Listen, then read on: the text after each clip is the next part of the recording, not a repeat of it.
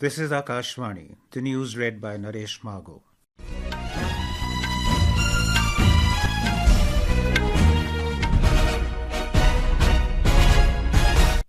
Prime Minister Narendra Modi today stressed that the perpetrators and conspirators of the Pahalgam terror attack in Kashmir will be given a befitting reply. Addressing the nation in his Mann Ki Baat program on Akashvani, Mr. Modi expressed anguish at the terror incident in Pahalgam which occurred on the 22nd of this month.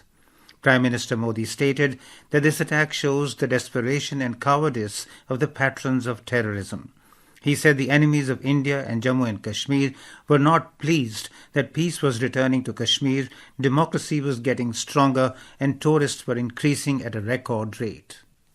पीड़ित परिवारों के प्रति हर भारतीय के मन में गहरी संवेदना है। भले वो किसी भी राज्य का हो, वो कोई भी भाषा बोलता हो, लेकिन वो उन लोगों के दर्द को महसूस कर रहा है जिन्होंने इस हमले में अपने परिजनों को खोया है। मुझे एहसास है हर भारतीय का खून आतंकी हमले की तस्वीरों को देखकर खौल रहा है। पहलगाम में हुआ ये हमला आतंक के सरपरस्तों की हताशा को दिखाता है। The Prime Minister asserted that the biggest strength in this war against terrorism is the unity of the country and solidarity of the 140 crore Indians. He added that this unity is the basis of the country's decisive fight against terrorism.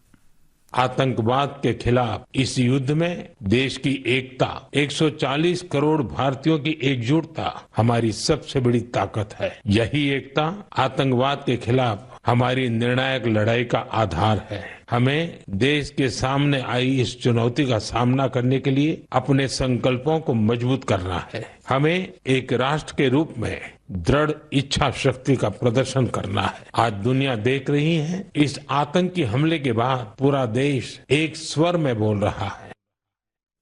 Prime Minister Modi said that condolences are continuously pouring in from all over the world following the terror attack.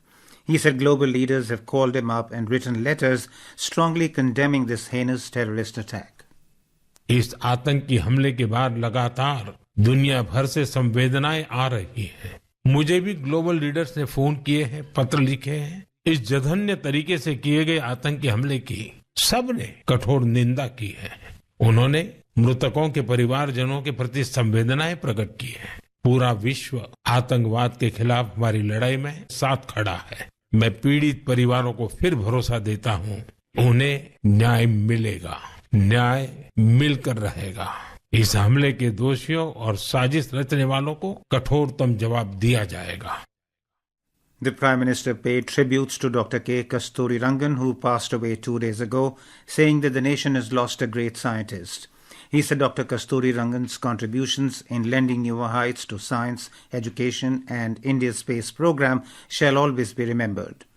Talking about the earthquake that struck Myanmar last month, the Prime Minister said India immediately started Operation Brahma to assist in relief and rescue operations. The Indian team set up a field hospital there and a team of engineers helped in assessing the damage to important buildings and infrastructure. The Prime Minister stated that many heart-touching examples of courage, patience and ingenuity came to light in this crisis. The Prime Minister said that on the 10th of May, the anniversary of the first freedom struggle will be observed. On the 26th of April, the death anniversary of the hero of the 1857 revolution, Babu Veer Kunwar Singh, will be observed. The Prime Minister said that the nation has to keep the inspiration of such freedom fighters alive. The National Investigation Agency, NIA, has begun the process of formally taking over the Pahalgam terror attack case following orders from the Home Ministry.